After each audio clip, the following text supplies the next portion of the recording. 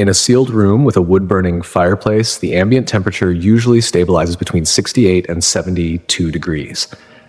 A living human body acts as a secondary heat source, a constant 98.6-degree engine. When that engine stops, the room begins to reclaim the body. The cooling follows a predictable mathematical curve. It is cold. It is final. On October 12, 2016, Leslie Sanders was a heat source in her living room in Minnesota. She was 51 years old. She was a historical document conservator, a professional trained to spot the microscopic difference between an original stroke of ink and a later fraudulent edition. She lived her life under a magnifying lamp, stripping away the yellowed varnish of time to see what the author actually intended. But at 7:43 p.m., the silent killer, a massive cardiac arrest, stopped the engine. The book she was holding, a rare 19th century theological text she was prepping for restoration, slipped from her hands. It fell toward the hearth. What happened in the next 7 minutes was not a hallucination. A hallucination is a chaotic firing of a dying brain. What Leslie experienced was the opposite of chaos. It was a forensic restoration of history itself, conducted by the one person who saw it all happen. I was holding a volume of early church history. The paper was unstable. Cheap wood pulp from the late 1800s, high acid content. I remember thinking that if I didn't deacidify the pages soon, the ink would just eat itself. That's the thing about history. If you don't preserve the medium, the message disappears. Then the vice gripped my ribs. It wasn't like the movies. It wasn't a sharp scream. It was just a sudden heavy erasure. I tried to reach for the phone on the side table, but my hand wouldn't follow the command. I watched my fingers brush the edge of the book. It slid. I saw it hit the stone of the hearth. I saw the corner of the cover begin to curl in the heat of the fire. And then, I wasn't in the chair. I was standing 3 feet above myself. I looked down at the top of my own head. My hair looked gray under the lamplight, thinner than I like to admit. I saw the book. The leather was smoking. My professional instinct, the part of me that has spent 30 years saving paper, screamed at me to move, to save the text. But my body was just a piece of discarded parchment. I felt a pull. It wasn't a tunnel. It was more like a lens being adjusted. The room didn't disappear. It was just out of focus. And then the focus snapped. I was standing in a space that felt like the ultimate archive. The air didn't smell like dust or old vellum. It smelled like, it's hard to describe. It smelled like the moment right before a rainstorm, when the ozone is so thick you can taste it. That's when I saw him. He wasn't the man from the stained glass windows in the chapel where I work. I've spent hundreds of hours cleaning those windows. I know that face. The pale skin, the soft flowing hair, the European features. The man standing in front of me was none of those things. His skin was the color of deep cedar, weathered by a sun that doesn't shine in Minnesota. His hair was dark, coarse, cropped in a way that felt practical, not decorative. He looked like he belonged to the earth, to the dust, to the actual geography of the first century. But his eyes, they were the most high-resolution thing I've ever seen. As a conservator, I look at things under 40 times magnification. I see the fibers, the cracks. These eyes were like that. He looked at me, and I felt every forgery in my own soul being identified. "Leslie," he said. His voice didn't come through my ears. It vibrated in my marrow. "You've spent your life looking for the original hand," he said. "Now I am going to show you how the manuscript was corrupted." I didn't know what to say. I'm a technician. I deal with facts. I deal with physical evidence. I looked at him and I wanted to ask about the carbon dating of his own life, but the words wouldn't form. "Watch," he said. "See how the enemy uses a single drop of ink to change the meaning of the whole page." The narrator's professional background as a document conservator provides a unique lens for this experience. In the world of historical preservation, a palimpsest is a manuscript where the original text has been scraped off and written over. Throughout history, this was common due to the high cost of parchment. What Leslie is describing is a spiritual palimpsest. She is witnessing the overwriting of Christian history. The detail she notes about Jesus' appearance is particularly significant. Forensic anthropologists, such as Richard Neve, have used skeletal remains from the Jerusalem area to reconstruct what a first-century Semitic man would have looked like. The results, dark skin, short hair, and rugged features, match Leslie's description almost perfectly, standing in stark contrast to the 4th century Byzantine artistic traditions that gave us the Western image of Jesus. The archive shifted. It was like a slide being swapped under a microscope. Suddenly I was looking at a garden, but it wasn't a lush manicured park. It was raw. It was vibrant in a way that felt dangerous. I saw a woman, and I saw something else. The serpent wasn't a snake, not like we think. It was beautiful, iridescent. It looked like a masterpiece that had been altered by a malicious hand. I watched her reach for the fruit. My whole life, I've seen the apple. It's on every book cover, every painting I've ever restored. I expected to see a red delicious. It wasn't an apple. It was a fruit I didn't recognize. It was translucent. The skin looked like fine silk.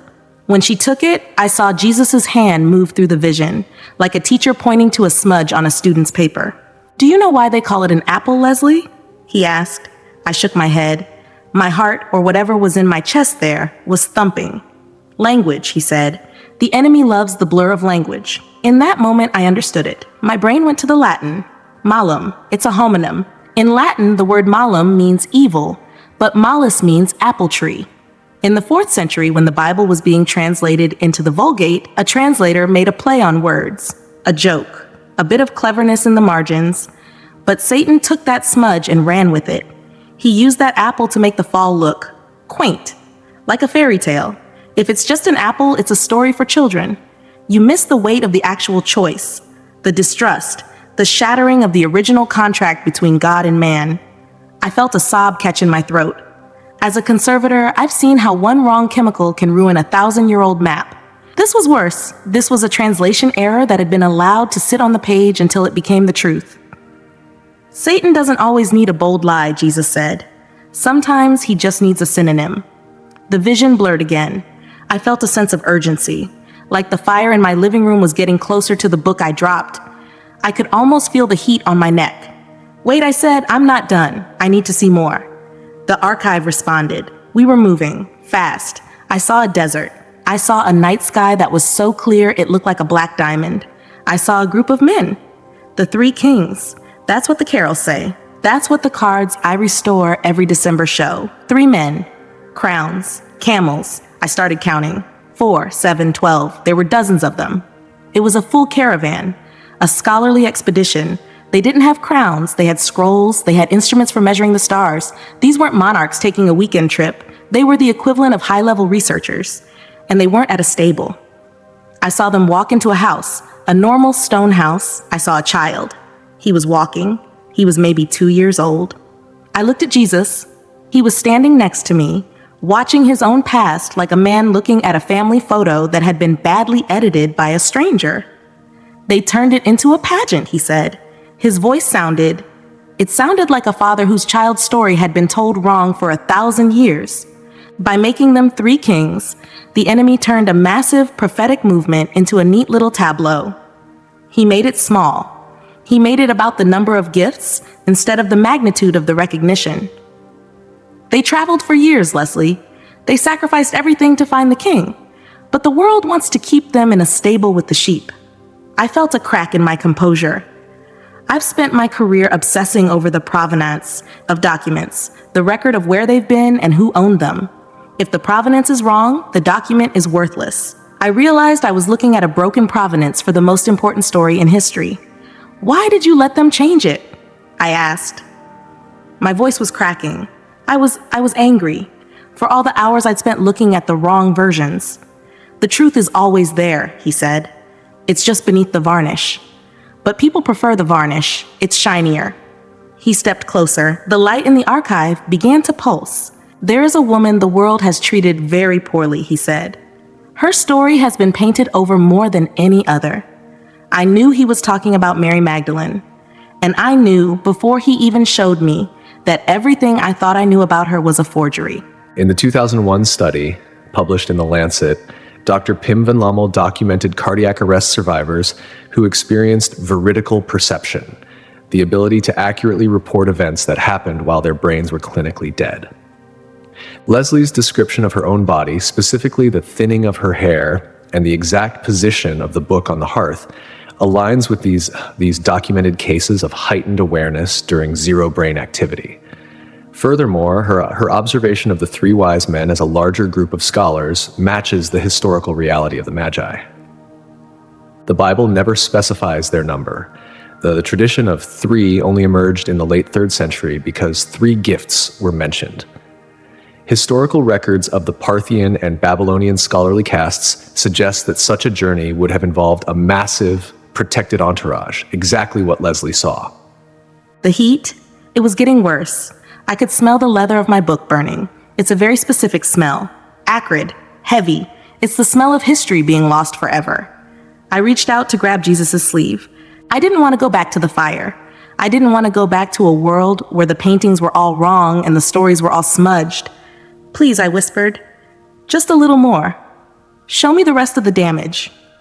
He didn't pull away. He just looked at me with those high-resolution eyes. The restoration has only just begun, he said. The light shifted to a deep, bruised purple. We were moving toward a town by a sea, Magdala. I could see the docks. I could see a woman standing there, looking at the water. She didn't look like a sinner. She looked like a patron, someone who held the keys. But before we could land, the archive started to shake. The edges of my vision started to char, just like the edges of the book in my fireplace. I have to stay, I said, but I was already losing the focus. The last thing I saw was his face. Not the pale, weak Jesus of the cathedrals, but a man who looked like he could carry the weight of every lie ever told. The smell of the burning book followed me. In my line of work, we call it the slow fire, the way acid in paper eats away at the fibers over decades. But this was a fast fire. The smell of 19th century leather and glue was thick, even in the salt air of Magdala. I was standing on a stone quay. The water of the Sea of Galilee was a flat, hammered silver. I saw her. She wasn't hiding in the shadows. She wasn't the weeping, disheveled figure I've seen in 1,000 Renaissance paintings. You know the ones. The artists always paint her with too much hair, too much skin, and eyes red from a shame that the church assigned to her later. This woman, the real Mary, was wearing a garment of fine, deep-dyed wool. Not the rags of a streetwalker. She was giving instructions to men who looked like merchants. She had a ledger. She had a presence. I looked at the vision, and then I looked at Jesus. My hands were shaking. I'm used to steady hands. You can't use a scalpel on a 14th century map if your pulse is jumping. But here, I was a mess. Where is the rest of it? I asked. The rest of what, Leslie? He said. The sin, I said. My voice felt small. The part where she's, the prostitute. He didn't answer immediately. He walked over to where the woman was standing. He looked at her with a respect that felt like a physical weight in the air. He then turned back to me. If you found a masterpiece that had been covered in graffiti, would you blame the canvas? He asked. I blinked. No. I'd use a solvent. I'd strip the ink away. That is what the enemy did to her, he said. He used the pens of men to commit a character assassination. I watched as the vision began to ripple. It was like seeing a time lapse of a painting being altered. I saw the year 591. I saw a man in a papal robe, Pope Gregory. I saw him sitting at a desk, writing a sermon. I saw his pen move. He was conflating 3 different women into one. He took the woman with the alabaster jar, the anonymous sinner, and Mary of Magdala, and he fused them. He was retouching the record. Why? I whispered. Because the enemy fears a witness, Jesus said. His voice grew colder, sharper. Mary wasn't a woman of the streets. She was a woman of means who funded this ministry. She was the one who didn't run when the sky turned black. She was the first one at the tomb while the men were hiding behind locked doors. He stepped closer to the image of Gregory's pen. Satan knew that if he could turn the first witness of the resurrection into a sexual deviant, he could discredit the message. He could make her testimony feel dirty. He used the church's own ink to bury the truth under a layer of false morality. I felt a surge of professional fury. In the world of document conservation, we call this a malicious alteration. It's a crime. To take a person's life, their actual documented history, and paint a lie over it for 1,400 years. How many women have been told they are second-class citizens because of this forgery? I asked. I didn't realize I was shouting until the sound echoed off the stone docks. I was cracking. I could feel the heat of the fireplace in Minnesota licking at my heels again. The smell of the charred book was getting stronger. It was like a countdown. "Look at the margins, Leslie," he said. The scene shifted. We weren't in Magdala anymore. The air turned cold, bitterly cold. This revelation creates a profound tension in church history. For centuries, the identity of Mary Magdalene as a reformed prostitute was accepted as settled doctrine, primarily due to Pope Gregory the Great's sermon in the 6th century. However, modern biblical scholarship and the 1969 revision of the Roman Catholic calendar have begun to acknowledge what Leslie is describing, that there is no biblical evidence to support the claim that Mary Magdalene was a prostitute. The friction lies in the purpose of the error. For the skeptic, this is a simple case of historical evolution and the merging of oral traditions. But for the believer, Leslie's account suggests something more calculated. If the enemy's goal was to diminish the role of women in the early church, smearing the reputation of the apostle to the apostles would be a masterstroke of psychological warfare. It forces the viewer to ask, if the church got Mary Magdalene so wrong for so long, what else is buried under the varnish of tradition? The cold was sharp. It felt like a needle under my skin. I was standing in a Roman street. It was crowded. People were shouting, drinking, wearing masks. It was a carnival of excess. I could see the temples decorated with evergreen branches. "This is the Saturnalia," Jesus said. "The birth of the unconquered sun." I knew my history. I knew that the early church had struggled with these pagan festivals, but I'd always been told it was a strategic win. We took their holiday and we gave it to Christ. We reclaimed the ground. Jesus looked at the revelry. He didn't look like a man who felt reclaimed. "You cannot clean a document by dipping it in mud," he said. I don't understand," I said. My teeth were chattering. Was it the Roman winter or the heart attack? I couldn't tell. The date, Leslie, December 25th. I watched as the scene transformed. I saw a group of men in the year 350. They were debating. They were looking at the Roman calendar and then at the scriptures. They were trying to find a compromise. They wanted to make the faith palatable to the empire, he said. So they took my birth and they pinned it to the solstice. They took the sun god's birthday and they wrote my name over it in the margins. "But when was it?" I asked. "When were you actually there?" He didn't tell me a date. He showed me. The scene shifted again. The air grew warm. It was comfortable. The smell of drying grass and ripened fruit replaced the Roman wine and smoke. I saw shepherds. They weren't shivering. They were sitting on the ground, talking. The sheep were scattered across a hillside that was still green from the autumn rains. I saw the stars. I recognized the alignment. As a conservator, I've worked on celestial maps. I knew where the constellations were. This wasn't the dead of winter. This was the time of the harvest. The Feast of Tabernacles, he said. The word hit me like a physical blow, John 1:14. The word became flesh and tabernacled among us. I watched the shepherds look up. I saw the sky ripple. Satan didn't want the world to remember the tabernacles, he said, because that feast is about God dwelling with his people. It's about the fulfillment of the law. By moving the date to December, he disconnected the event from its roots. He made it a Roman holiday instead of a Hebrew fulfillment. I looked at my hands. They were translucent. I could see the floor of my living room through them. The book, my 19th century text, was a blackened husk now. I could see the orange glow of the embers where the pages used to be. "Lord, I'm losing the connection," I said. I was panicking. "There were 6 things. You said 6. I've only seen 4. His face was the only thing that was still in high resolution. Everything else was blurring into a gray fog. "The most dangerous lies are the ones that look like me," he said. "Wait," I screamed. But the archive was dissolving. The sound of the fire in the fireplace was no longer a background noise. It was a roar. I felt a hand on my shoulder. It wasn't the light, gentle touch you see in the movies. It was the grip of a man who knows how to hold on to something that's trying to slip away. Observe Leslie's reaction to these visions. She isn't responding with religious ecstasy. She is responding with professional indignation. This is a crucial distinction. When a person's identity is tied to the preservation of truth, to the physical reality of documents and facts, their reaction to a supernatural event will be filtered through that lens. She isn't just seeing a vision. She is seeing a crime scene. To a conservator, the retouching of Mary Magdalene's life and the overwriting of the nativity date are acts of historical vandalism. This internal friction, the trauma of seeing history broken, is likely what is keeping her consciousness grounded even as her body is failing. She isn't ready to die because the record isn't straight yet. The roar of the fire was actually the sound of my own blood trying to move through a heart that had stopped. I was back in the chair for a split second. I saw the room, I saw the smoke, I saw the book. It was gone. Just a pile of white ash in the shape of a rectangle. 30 years of my life, my skills, my tools, and I couldn't save one volume from a 2-bit fireplace. And then snap. I was back in the light. But it was different. It was heavier. Jesus was still there. But the archive had changed. The walls were gone. It was just us.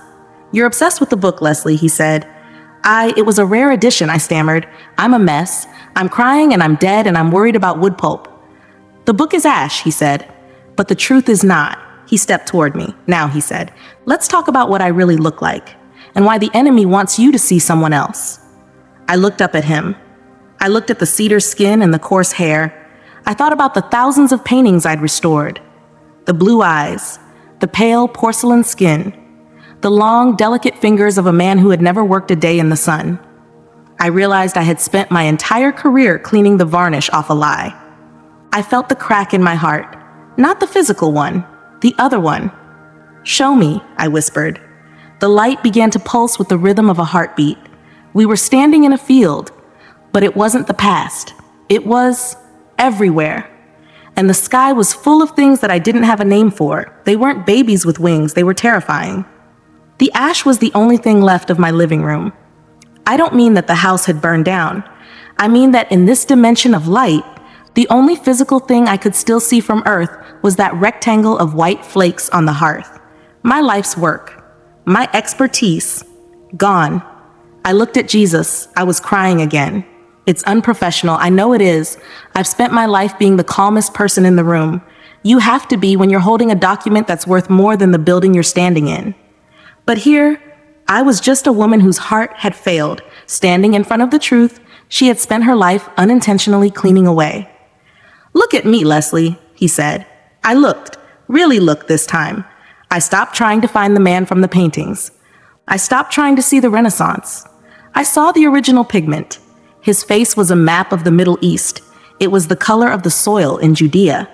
It was etched with the lines of a man who knew what it was to be hungry, to be thirsty, to be tired. There was nothing delicate about him. He looked like a carpenter. He looked like a man who could carry a beam of wood up a hill. "Do you know why the enemy changed my face?" he asked. I wiped my eyes with the back of my hand. My skin felt like it was made of light, but I could still feel the salt of the tears. "To make it easier for us to look at," I asked. "To make it easier for you to own me," he said. The archive flickered. I saw centuries of art history. I saw the Byzantines. I saw the Italians. I saw the Dutch masters. Each one was adding a layer of white lead to his skin. Each one was softening his features. Satan knows that if he can make me look like one specific race, he can make the rest of the world feel like I don't belong to them, he said. He used the artists to build a wall. He turned a Jewish savior into a European icon. He used beauty as a weapon of exclusion. I thought about all the hours I'd spent in museums. I thought about the masterpieces I'd admired. I realized they were all part of a massive cultural overpainting, a forgery of the highest order. "It's the ultimate bias," I whispered. He nodded. "And it leads to the final deception," he said, "the way they have diminished the heavenly host." He didn't move, but the space around us suddenly expanded. It felt like the roof of the universe had been ripped off. I've seen the cherubs. I've cleaned the frescoes in old cathedrals. Little babies with chubby cheeks and tiny, useless wings.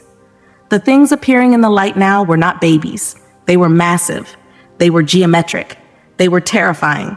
I saw one that looked like a wheel within a wheel, covered in eyes that never blinked. The vibration of its presence made my teeth ache. I saw another with 6 wings, 2 covering its face, 2 covering its feet, 2 for flight. It didn't look like a person. It looked like a living flame. "They are warriors, Leslie," Jesus said. His voice was steady, but it carried the power of the beings he was describing. The enemy wants you to think they are harmless decorations. He wants the church to think of angels as romantic figures on a greeting card. Do you know why? I couldn't speak. I was staring at a being that looked like it was made of interlocking gears and lightning.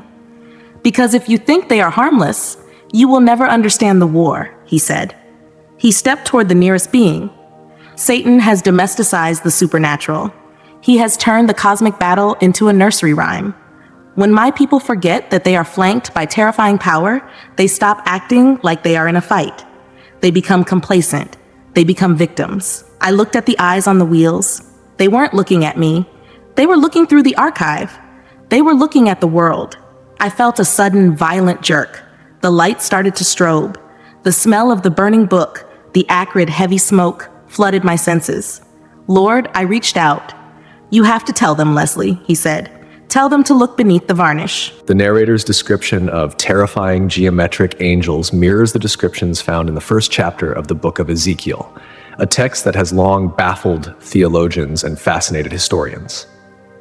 Leslie's reaction, the aching teeth and the sense of terrifying power, is a documented psychological response to high-intensity non-human encounters in many NDE accounts.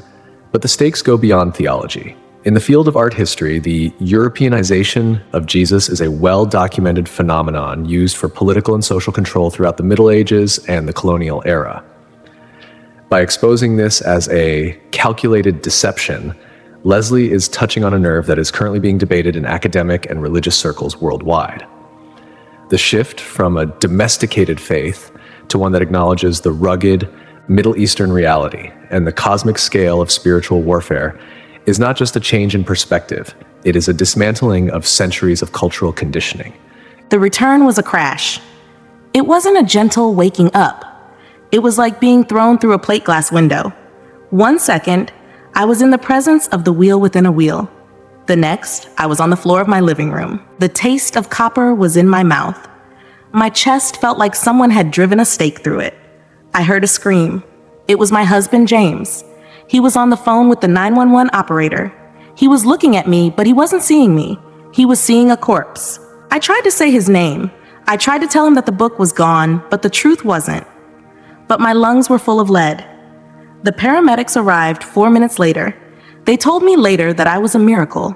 7 minutes of no pulse, no brain activity. By all the rules of biology, I should have been a vegetable. I should have been a blank page. But I was sharper than I'd ever been.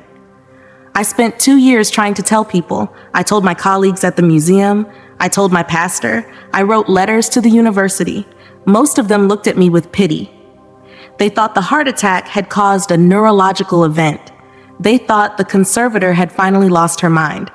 Only James believed me. He saw the way I looked at the fireplace.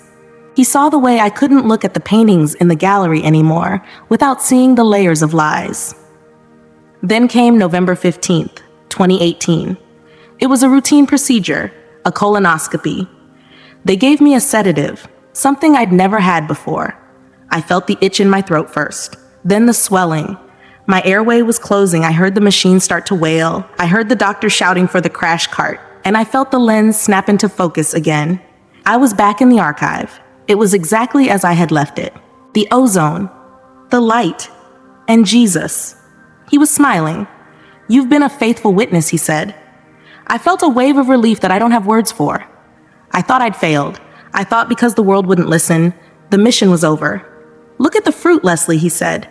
He showed me a man in Brazil, a woman in Korea, a group of students in a basement in London. They were reading the notes I'd written. They were opening their Bibles and looking at the Greek. They were stripping away the varnish for themselves. The truth doesn't need a majority, he said. It just needs a medium. He walked with me through the archive for 3 minutes. He showed me more. He showed me the future of the restoration. He showed me that the time of the overpainting was coming to an end. Then he put his hand on my shoulder. Go back, he said. You aren't done with the record yet. This time, I woke up in a recovery room. James was there. He was holding my hand so hard it was turning white. I'm here, I whispered. The doctor told me I'd been gone for 3 minutes. An anaphylactic shock. Another unlikely survival. I didn't care about the statistics. I didn't care about the medical records. I went home 2 days later. The first thing I did was sit in my chair by the fireplace. The hearth was clean now. James had scrubbed it, but I could still see the spot where the book had burned. I'm 51 years old. I've spent my life saving paper. I've spent my life protecting the history of men, but I'm looking at the empty space on the hearth. I'm thinking about the white ash.